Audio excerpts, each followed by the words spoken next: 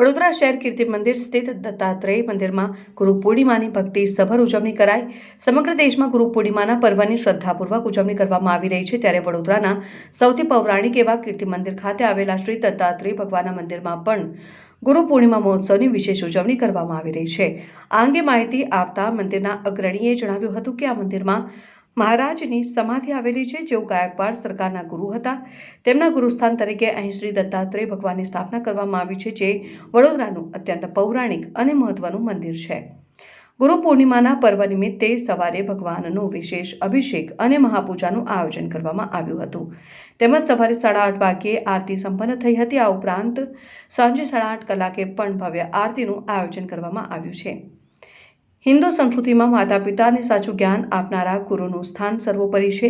ગુરુ પૂર્ણિમાના દિવસે ગુરુનું પૂજન કરી તેમના આશીર્વાદ અને ઋણમાંથી મુક્ત થવાનો આ પવિત્ર દિવસ છે। વડોદરા શહેરના તમામ દત્ત ભક્તોને આ પવિત્ર અવસરે કીર્તિ મંદિર સ્થિત દત્ત મંદિરમાં પધારી ગુરુદેવ દત્તાત્રેય ભગવાનના આશીર્વાદ અને પ્રસાદનો લાભ લેવા ભાવભીનું આમંત્રણ આપવામાં આવ્યું છે। અવધૂત ચિંતન શ્રી ગુરુદેવ દત્ત।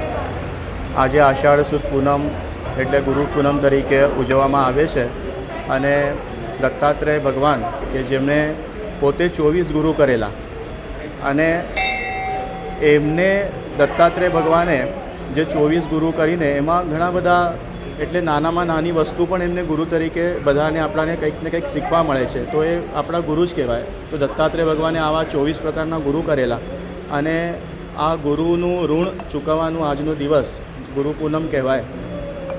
જે જ્ઞાન આપણે ગુરુ પાસેથી મળેલું છે એનું ઋણ તો આપણે ચૂકવી નથી શકતા, પણ એમને કંઈક ને કંઈક પૂજન કરીને એમને આજનો દિવસ એમનું વંદન કરીને એમના આશીર્વાદ લેવાનો હોય છે। દત્તાત્રેય ભગવાન કે જેવા આજે આ કુબેરેશ્વર દત્ત મંદિર છે, જેમાં કુબેરેશ્વર મહારાજની સમાધિ સ્થાન છે અને એના ઉપર શિવલિંગનું સ્થાપન કરવામાં આવ્યું છે અને એ દત્ત સંપ્રદાયના હોવાથી અહીંયા દત્તાત્રેય ભગવાનની મૂર્તિ સ્થાપન થઈ।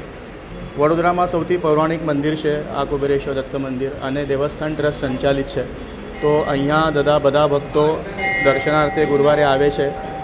આજના દિવસમાં ભગવાનનું વિશેષ શૃંગાર કરવામાં આવ્યો છે અને સવારે ભગવાનની મહાપૂજા અભિષેક થયો, સાંજે 8:30 વાગે આરતી થશે, ભજન સંધ્યા વગેરે કાર્યક્રમ રાખવામાં આવ્યો છે, તો બધા જ ભક્તો આવીને દર્શનનો લાભ લે। ગુરુદેવ દત્ત।